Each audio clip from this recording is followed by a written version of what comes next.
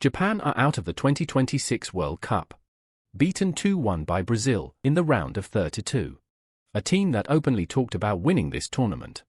Once again, they've fallen at the very first knockout hurdle. Today we're going through everything that was said right after the final whistle.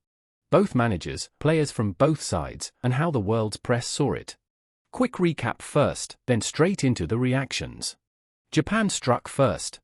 In the 29th minute, Kaishu Sano intercepted a pass.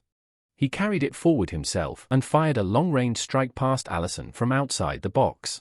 His debut goal for Japan, and against Brazil, of all teams. Brazil hit back through a Casemiro header in the 56th minute. And then, deep into stoppage time, in the 5th minute of added time. Substitute Gabriel Martinelli buried the winner. According to Reuters, it was the latest winning goal scored in normal time. In a World Cup knockout match, the latest since 1966. Japan led, conceded an equalizer, and then a stoppage time winner. About the most painful way you can lose a football match. The first man in front of the cameras was Japan's head coach, Hajime Moriyasu. What he led with wasn't an excuse about the performance.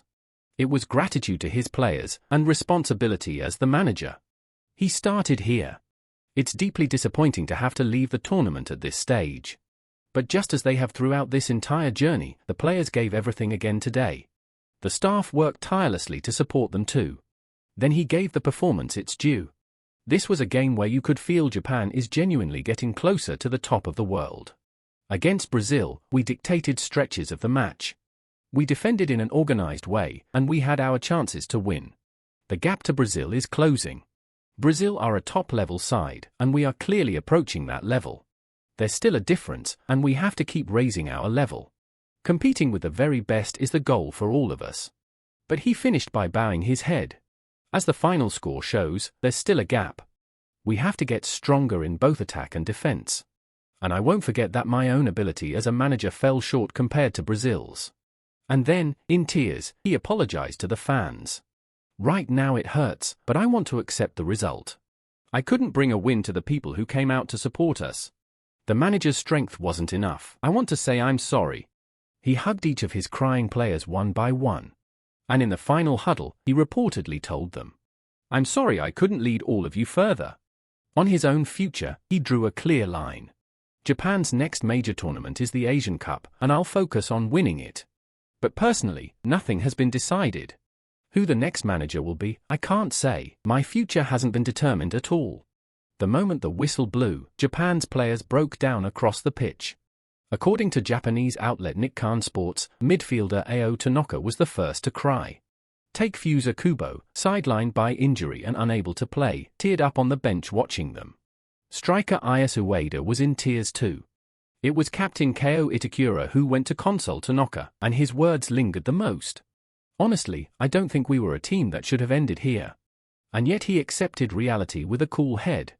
In the end, results decide everything. The fact that it ends here is our level. We have to admit that. But I think we did show a path for Japanese football to get stronger. Beaten, yes, but composed, looking forward rather than inward. Now the winning side, the Brazil bench. Ancelotti had been wary of Japan long before kickoff. The day before the match, he'd already said, "For us, this is like a final. Japan are one of the best teams in the world." He brought up last year's friendly, a 2-3 loss to Japan. It was a good experience that made us painfully aware of how competitive an opponent they are. That respect carried into his post-match comments. It was a very difficult match. Japan were never an easy opponent. Very organized, very high intensity. The most talked about point was why he never brought on Neymar. We were keeping Neymar in reserve for extra time. If we hadn't scored the second goal, he was set to come on in the 105th minute. But after we equalized, we were in control of the game, so I didn't want to change the structure. As for the key to the win, he pointed to his squad depth. There's quality on the pitch and on the bench. The fact that the players are performing well individually, that's a really positive thing. The hero was, without question, Gabriel Martinelli. Brought on in the second half and scoring in stoppage time, he couldn't hide how much it meant. I can't find the words to express the joy in my heart. Seeing all the fans on their feet, seeing my parents and friends, I can't explain it. He recalled an earlier shot that had hit the post. Even after hitting the post, I knew another chance would come. Left side or center, I'm just happy to help the team. The most important thing is helping the team. It was his 5th international goal and his 3rd here on American soil.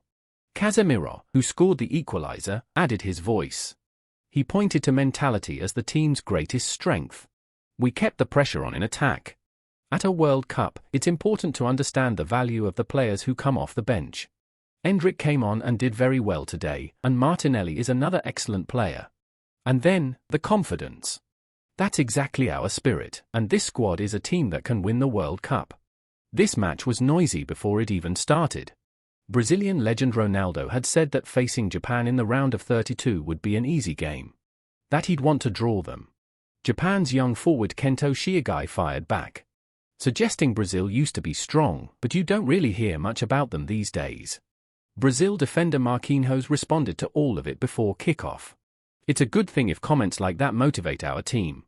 I think there was a bit of arrogance in there, underestimating us. In the end, it was Brazil who had the last laugh.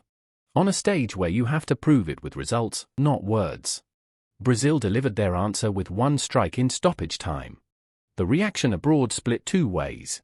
The Associated Press focused on the hurt, noting this was another painful, all too familiar exit, with Japan once again failing to win their first knockout match.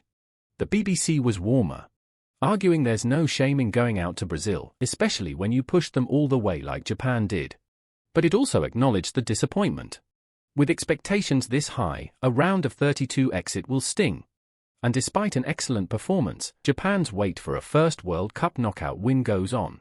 So, to wrap up, Japan have now reached the knockout stage 5 times, and they've never won a single match there. 2002, 2010, 2018, 2022, and now 2026. 5 times up, 5 times out at the first hurdle. And the way they lose is the cruel part. In 2018, they led Belgium 2-0 and lost 2-3. In 2022, they led Croatia and went out on penalties. And this time they led Brazil, only to fall at the final moment. With a stated goal of winning the whole thing, this one will hurt more than most. Still, leading and going toe-to-toe with Brazil for over 90 minutes showed that Japan have edged a step closer to the world's elite. Next up is the Asian Cup. Moriyasu's future remains unclear. As for Brazil, they survived. 5-time champions, chasing a 6th star. They came from behind to reach the last 16, where they'll face the winner of Ivory Coast and Norway for a quarter-final spot. Japan led and fell. Brazil refused to lose and turned it around. How did you see this one? Let me know in the comments.